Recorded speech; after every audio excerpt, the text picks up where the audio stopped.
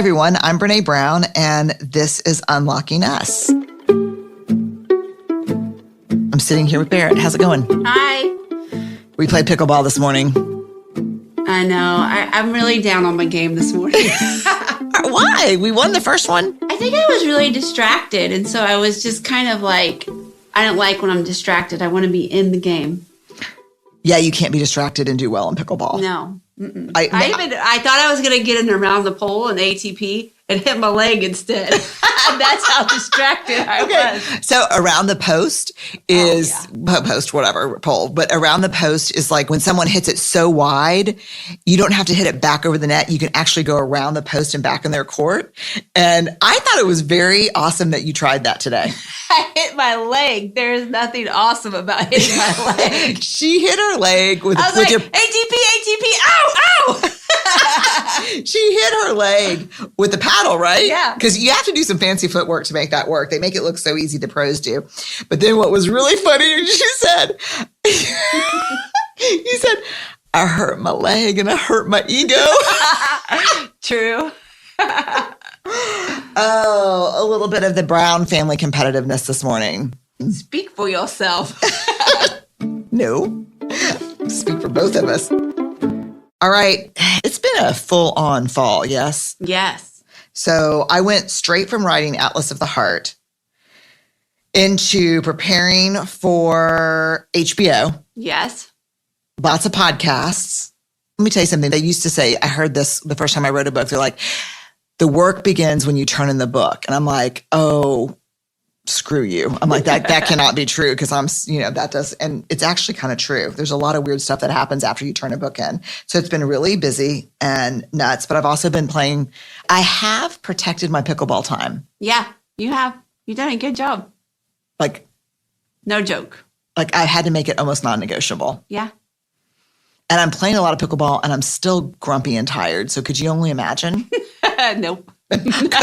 Rude. And oh my God, now it's the holidays. Oh my God. How? I don't know how it happened, but let me just tell you this. When is this podcast coming out? It's coming out right around the corner, right? Yep.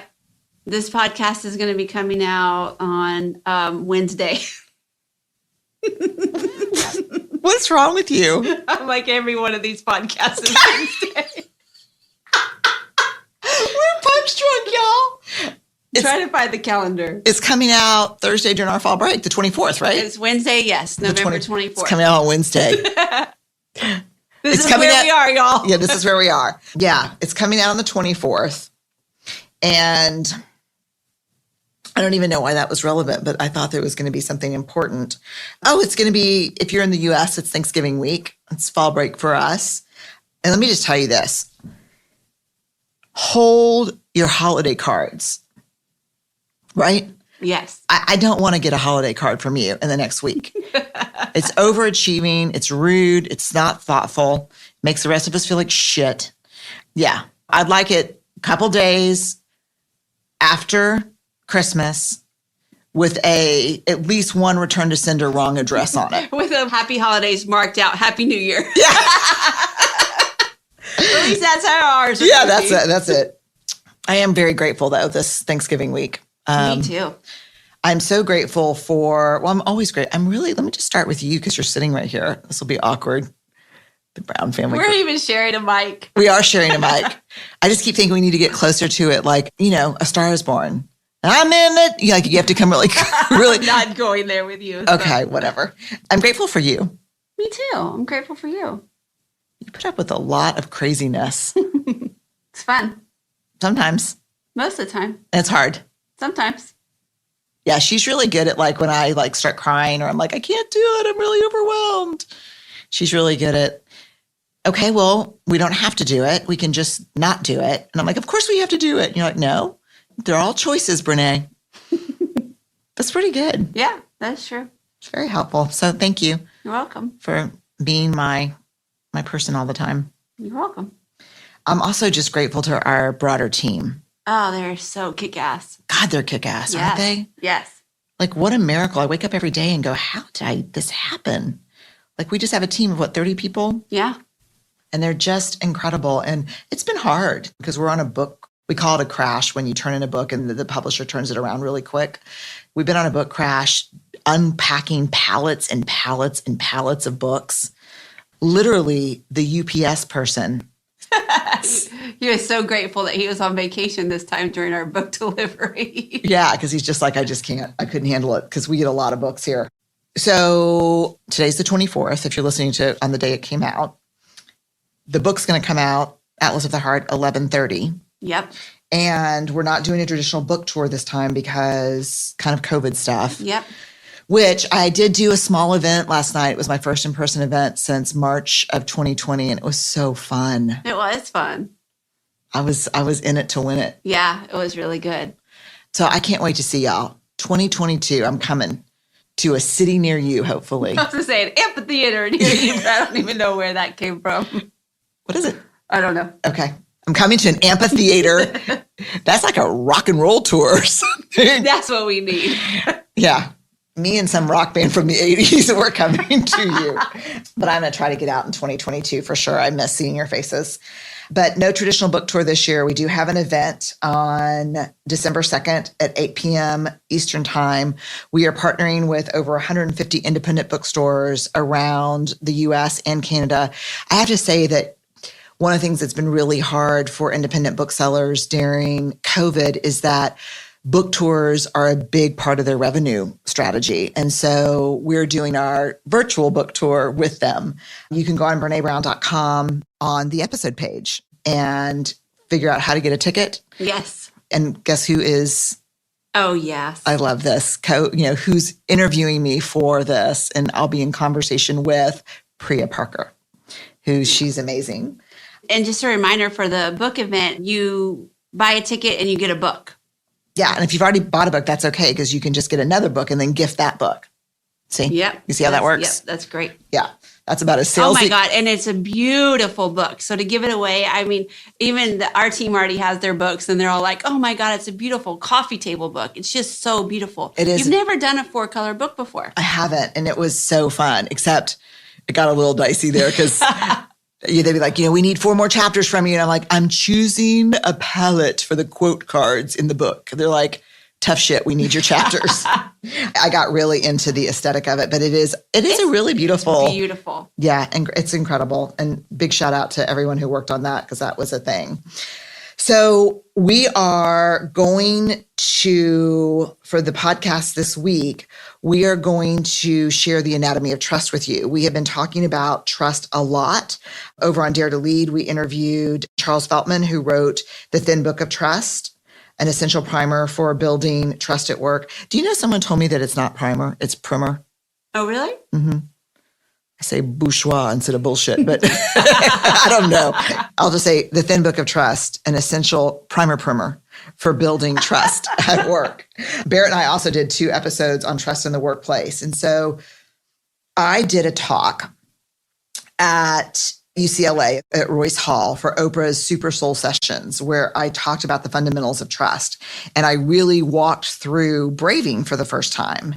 So that's what I'm sharing with y'all this Thanksgiving. And so I think it's helpful because it's not using the acronym braving for trust isn't just a work thing. It's just a life thing, right? Yeah. I mean, even in the event that you did last night, we touched on parenting and even talking about braving from a parenting perspective was so great last night. Yeah, it's very helpful because it's really hurtful when you've got trust issues with your kids and you just use that big gauzy term of trust. They don't know what it means. We don't even know what it means. But if you can get really granular and behavioral and operationalize the elements of trust and say, this is where we're struggling or this is where I'm struggling, super helpful.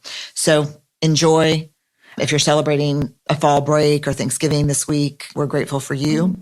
And here's the anatomy of trust.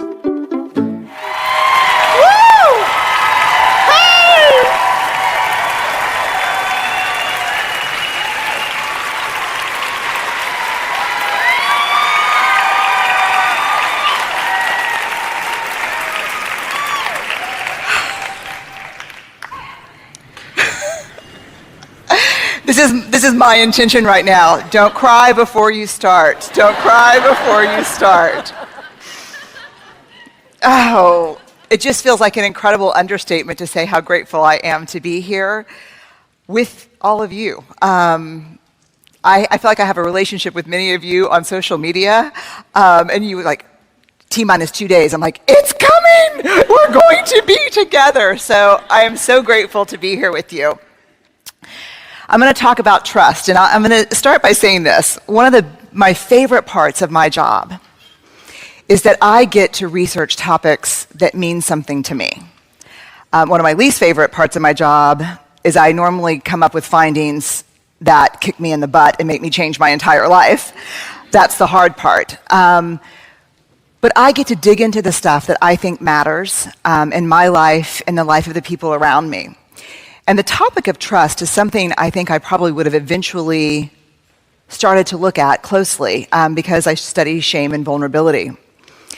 But there's a very personal reason I jumped to trust early in my research career, and it was a personal experience. One day, my daughter, Ellen, came home from school. She was in 3rd grade.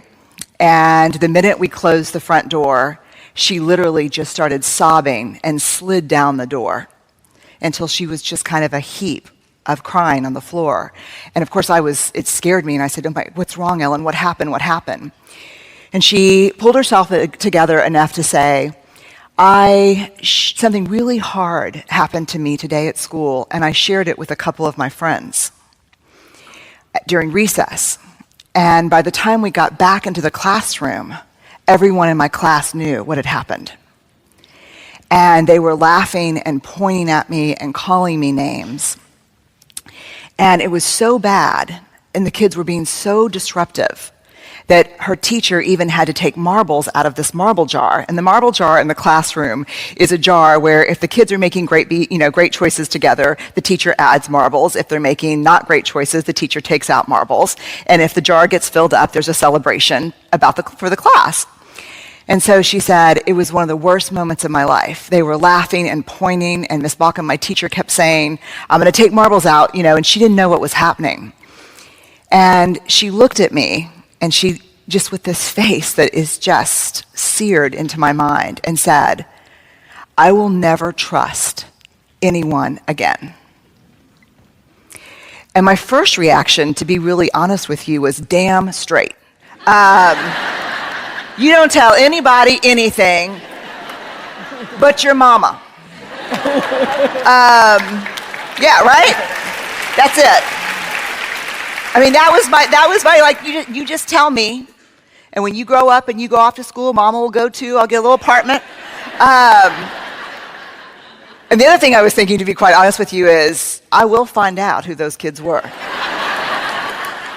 And while I'm not going to beat up a 9-year-old, I know their mamas. That's the place you go to. And I'm like, how am I going to explain trust to this 3rd grader in front of me? So I took a deep breath and I said, Ellen, trust is like a marble jar. She said, what do you mean? And I said, you share those hard stories and those hard things that are happening to you with friends who over time you filled up their marble jar. They've done thing after thing after thing where you're like, I know I can share this with this person.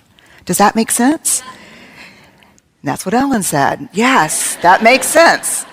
And I said, do you have any marble jar friends? And she said, oh yeah, I totally. Hannah and Lorna are marble jar friends.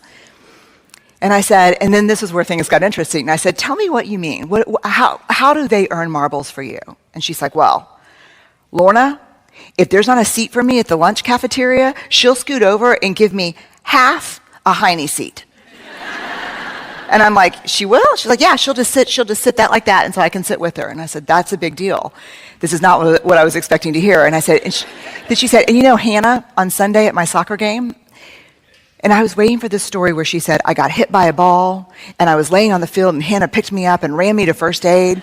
And I was like, yeah? And she said, Hannah looked over, and she saw Oma and Opa, my parents, her grandparents, and she said, look, your Oma and Opa are here. And I was like, boy, she got a marble for that? And she goes, well, not all my friends have 8 grandparents. Because my parents are divorced and remarried. My husband's parents are divorced and remarried. And she said, and it was so nice to me that she remembered their names. And I was like, And And she said, do you have marble jar friends? And I said, yeah, I do have a couple of marble jar friends. And she said, well, what kind of things do they do to get marbles? And this feeling came over me, and I thought, the first thing I could think of, because we were talking about the soccer game, was that same game, my good friend Eileen walked up to my parents and said, Deanne, David, good to see you. And I remember what that felt like for me. And I was like, certainly, trust cannot be built by these small, insignificant moments in our lives. It's got to be a grander gesture than that. So, as a researcher, I start looking into the data. I gather up the doctoral students who've worked with me. We start looking, and it is crystal clear.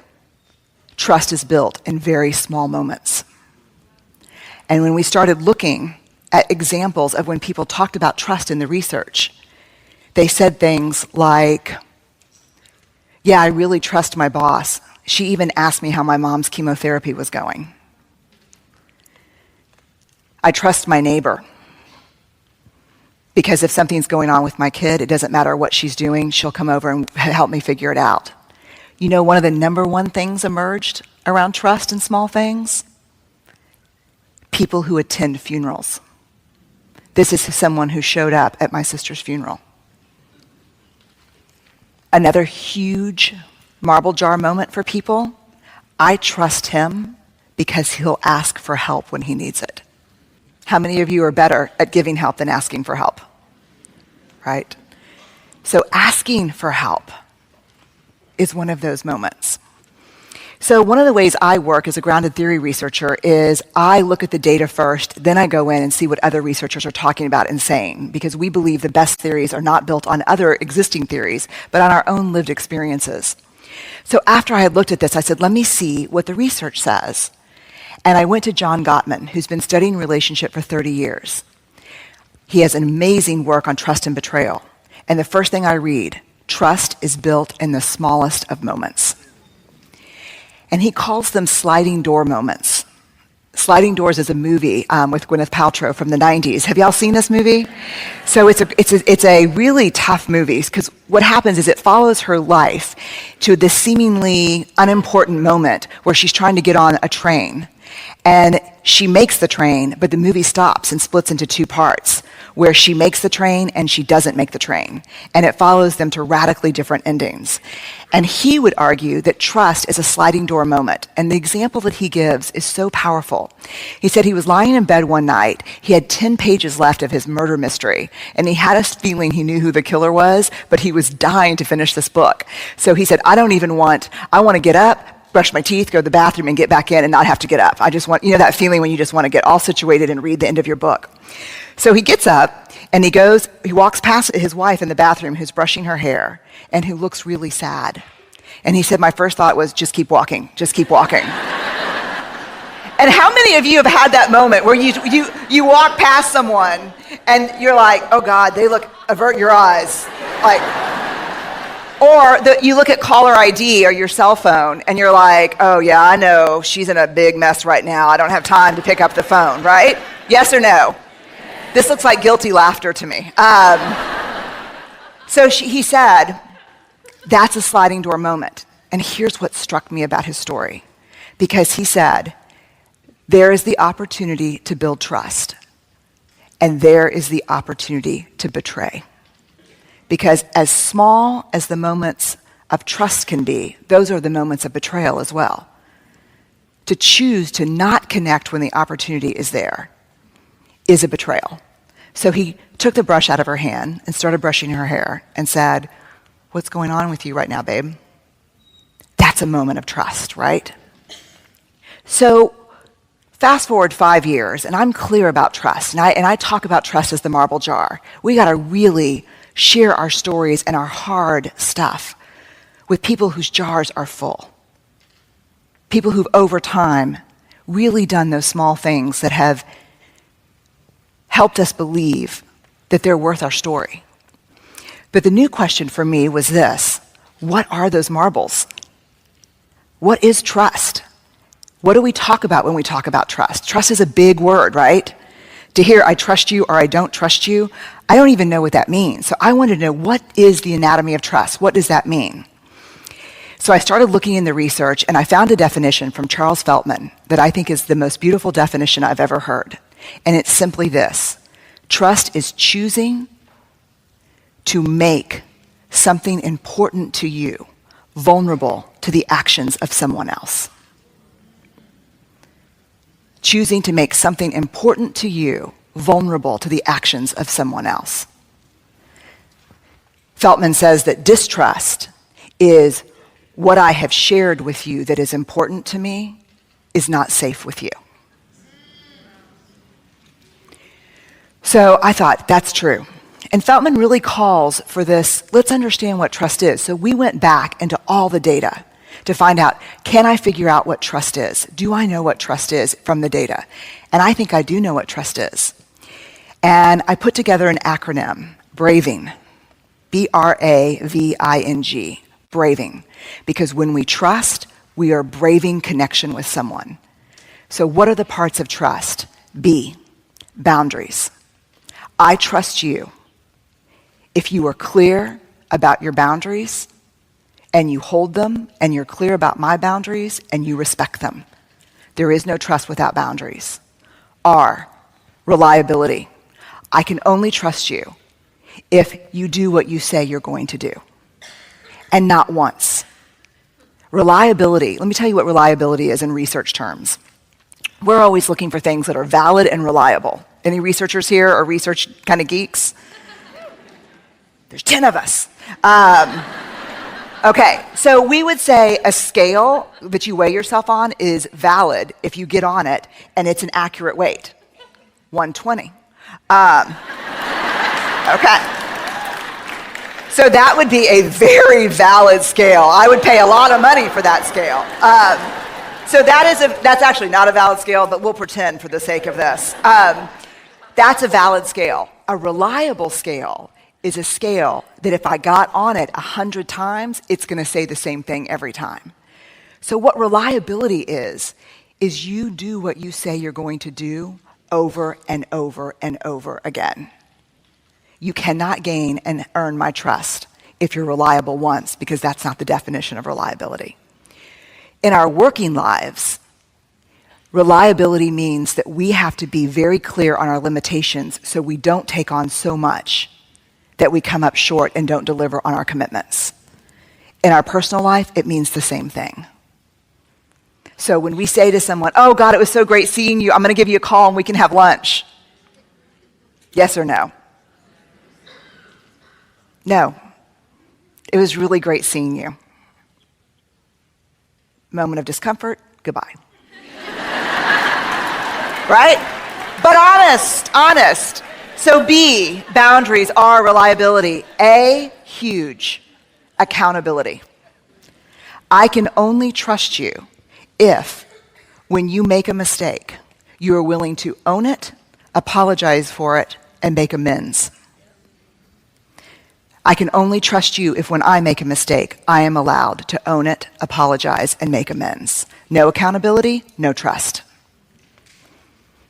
V, and this one shook me to the core. Vault. The vault. What I share with you, you will hold in confidence. What you share with me, I will hold in confidence. But you know what we don't understand? And this came up over and over again in the research. We don't understand the other side of the vault. That's only one door on the vault. Here's where we lose trust with people. If a good friend comes up to me and says, oh my God, did you hear about Caroline? They're getting a divorce. And it is ugly. I'm pretty sure her partner's cheating. You have just shared something with me that was not yours to share. And now my trust for you, even though you're gossiping and giving me the juice, now my trust for you is completely diminished. Does that make sense? So the vault is not just about the fact that you hold my confidences. It's that in our relationship, I see that you acknowledge confidentiality. Here's the tricky thing about the vault. A lot of times, we share things that are not ours to share as a way to hotwire connection with a friend, right? If you don't have anything nice to say, come sit next to me. That's our, yes or no? Like, our closeness is built on talking bad about other people. You know what I call that? Common enemy intimacy. What we have is not real. The intimacy we have is built on hating the same people. And that's counterfeit. That's counterfeit trust. That's not real. So the vault means you respect my story, but you respect other people's story.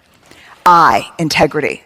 I cannot trust you and be in a trusting relationship with you if you do not act from a place of integrity and encourage me to do the same. So what is integrity? So I came up with this definition because I didn't like any of the ones out there, and that's what I do when I don't like them. I do. I look in the data and I say, what's integrity? Here's what I think integrity is. 3 pieces. It's choosing courage over comfort, choosing what's right over what's fun, fast, or easy, and practicing your values, not just professing your values. Right? I mean, that's integrity. In non-judgment, I can fall apart, ask for help, and be in struggle without being judged by you. And you can fall apart and be in struggle and ask for help without being judged by me. Which is really hard because we're better at helping than we are asking for help. And we think that we've set up trusting relationships with people who really trust us because we're always there to help them. But let me tell you this, if you can't ask for help and they cannot reciprocate that, that is not a trusting relationship. Period. And when we assign value to needing help, when I think less of myself for needing help, whether you're conscious of it or not, when you offer help to someone, you think less of them too. You cannot judge yourself for needing help, but not judge others for needing your help. And somewhere in there, if you're like me, you're getting value from being a helper in a relationship. You think that's your worth. But real trust doesn't exist unless help is reciprocal and non-judgment. The last one is G, generosity. Our relationship is only a trusting relationship if you can assume the most generous thing about my words, intentions, and behaviors, and then check in with me. So if I screw up, say something, forget something, you will make a generous assumption and say, yesterday was my mom's 1-year anniversary of her death, and it was really tough for me.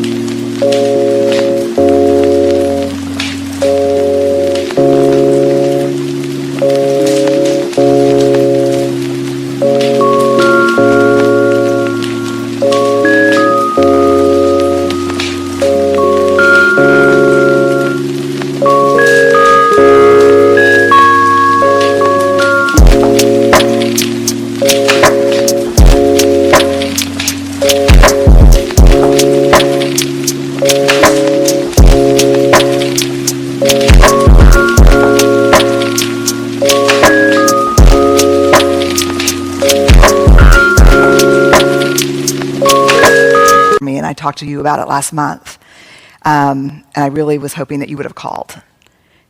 But I know you care about me. I know you think it's a big deal, so I wanted to let you know that I've been thinking about that. As opposed to not returning calls, not returning emails, and waiting for the moment where you can spring, well, you forgot to call on this important, you'll make a generous assumption about me and check it out. Does that make sense? So we've got boundaries, reliability, accountability, the vault, integrity, non-judgment, and generosity. This is the anatomy of trust, and it's complex. Why do we need to break it down? For a very simple reason. How many of you in here have ever struggled with trust in a relationship, professional or personal? It should be everybody, statistically, right?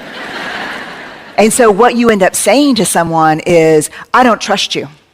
What do you mean you don't trust me? I love you. I'm so dependable. What do you mean you don't trust me? How do we talk about trust if we can't break it down? What understanding trust gives us is words to say, here's my struggle.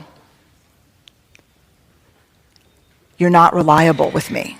You say you're going to do something, I count on it, you don't do it. Or maybe the issue is non-judgment. But we can break it down and talk about it and ask for what we need very specifically, instead of using this huge word that has tons of weight and value around it. We can say, here's specifically what's not working. What's not working is we've got a boundaries issue. So one of the things that's interesting, I think, is one of the biggest casualties with heartbreak and disappointment and failure and our struggle is not just the loss of trust with other people, but the loss of self-trust. When something hard happens in our lives, the first thing we say is, I can't trust myself. I was so stupid. I was so naive. So this braving acronym works with self-trust too. So when something happens, I just recently went through a really tough failure, and I had to ask myself, did I honor my own boundaries? Was I reliable? Can I count on myself? Did I hold myself accountable? Was I really protective of my stories? Did I stay in my integrity? Was I judgmental toward myself? And did I give myself the benefit of the doubt? Was I generous toward myself?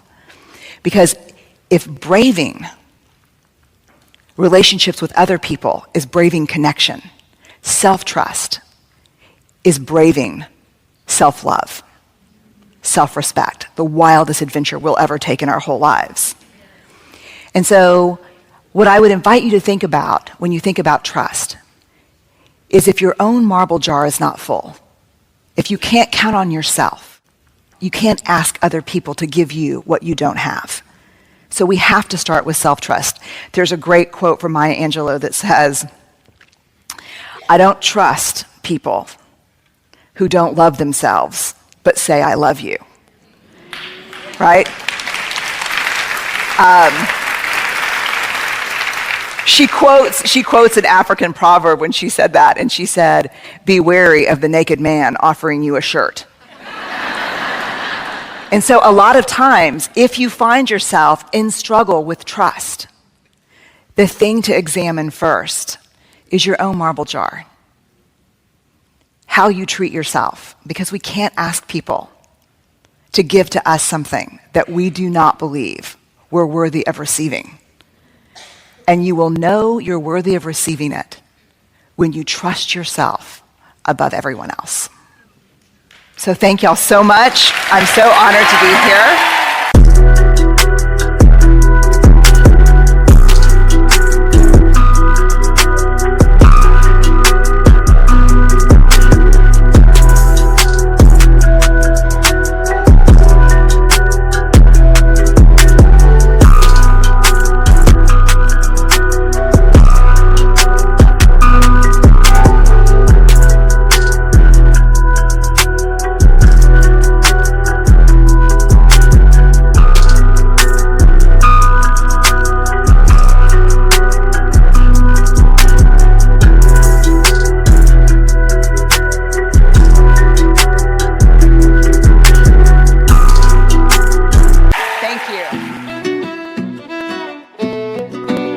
Okay, I hope y'all enjoyed that. A big shout out and a big thank you to Oprah and the Super Soul team. You can follow the Super Soul podcast on Spotify or wherever you listen to your podcast. You know that every episode that we do of both Unlocking Us and Dare to Lead has a page on BreneBrown.com, on the new BreneBrown.com. Yeah, new beautiful BreneBrown.com. Check it out. We are leveling up our aesthetic game. Yes, we are. Yeah. Beauty and excellence is one of our values here at BBERG, which stands for Brene Brown Education Research Group. But I think about it so much now after interviewing Sarah Lewis on Dare to Lead about aesthetic force and the importance of beauty and aesthetics. Important. So we, on our new website, which is so gorgeous, and shout out to the team that made that happen. Totally. Big lift. Don't forget to join us for the Atlas of the Heart live virtual launch on December 2nd. And stay awkward, brave, and kind, y'all. We're grateful for you. You want to say bye? Bye. Bye. Unlocking Us is a Spotify original from Parcast. It's hosted by me, Brene Brown. It's produced by Max Cutler, Kristen Acevedo, Carly Madden, and Tristan McNeil. and by Weird Lucy Productions. Sound design by Tristan McNeil, and music is by the amazing Carrie Rodriguez and the amazing Gina Chavez.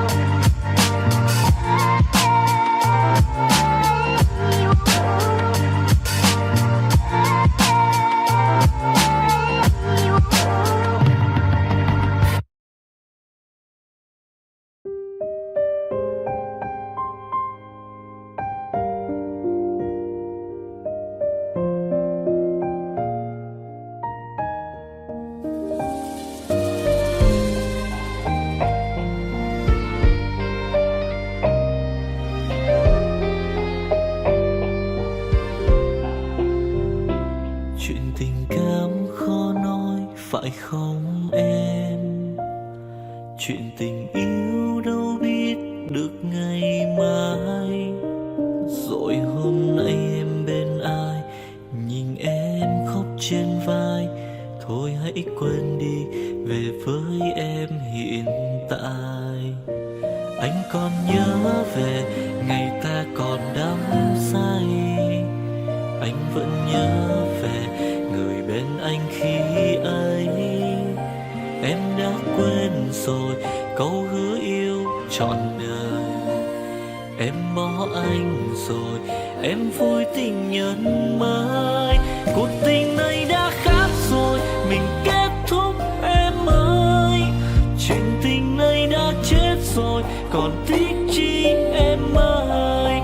Một lần em gian dối rồi, còn cố yêu không vui. Một lần em đã phản bội, làm vết thương chưa nguôi. Thì anh vẫn sẽ mỉm cười, người khác làm em vui. Còn anh xin kết thúc và giữ chút đau thương thôi. Ở nơi xa luôn nhớ về một mối duyên tình phai. Đường em đi nay khác rồi, còn mỗi anh đơn côi. Đường em đi nay đã khác rồi, còn riêng anh mãi đứng đơn côi.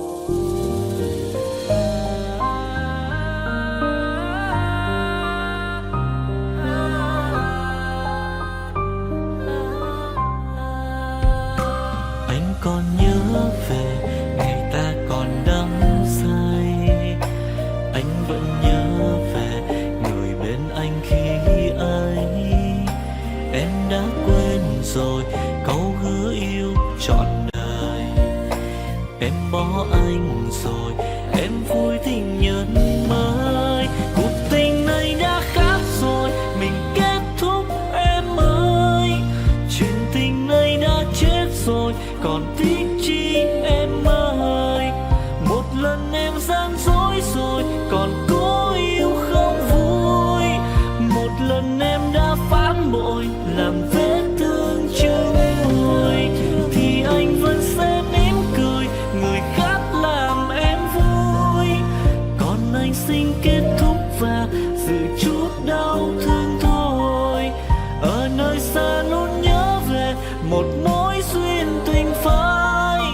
Đường em đi nay khác rồi, còn mỗi anh đơn côi. Cuộc tình này đã khác rồi, mình kết thúc em ơi. Chuyện tình này đã chết rồi, còn tiếc chi em ơi. Một lần em gian dối rồi, còn cố yêu đâu vui. Một lần em đã phản bội, làm vết thương chưa nguôi. Thì anh vẫn sẽ mỉm cười, người khác làm em vui. Còn anh xin kết thúc và giữ chút đau thương thôi. Ở nơi xa luôn nhớ về một mối duyên tình phai. Đường em đi nay khác rồi, còn mỗi anh đơn côi. Ở nơi xa luôn nhớ về một mối duyên tình phai. Đường em đi nay khác rồi, còn mỗi xin anh thôi.